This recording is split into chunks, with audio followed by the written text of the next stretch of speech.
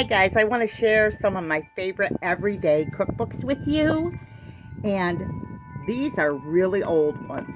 Now this one here I've had for a while, but I picked it up at a flea market or something, so it looks like it's kind of got a little bit of something on the end of it.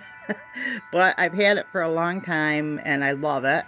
But this cookbook has like how to set your table, talks about meat cuts and things like that, and then it has lots of good solid everyday practical recipes made with real ingredients. So that's one of my favorites.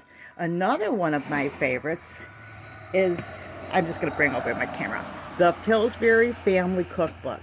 Another good practical everyday recipes. And you might have to get this, like I said, these are older, they all might be on eBay. These are great resources, especially for the newbie mom cooking and that. Just good, solid, practical recipes. And another one is the Del Monte Kitchens Cookbook. One of my favorites. Good, solid home cooking. And finally, still have a little cast on here, guys. I broke my wrist. The Best of Country Cooking. This one is $19.99.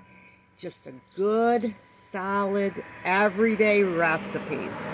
So when I go to look for a cookbook, I try to find ones like that for the everyday recipes, so that I don't have to say, oh, I don't have to go out and buy biscuit mix, or I don't have to go out and buy this. I can just pull up one of my cookbooks and find a recipe that I like, or I have to go somewhere. And it really does save me a lot of money. So if you invest in a few good cookbooks, then you have them, and then you can, change them up to make them your own, or just go with the good old favorites.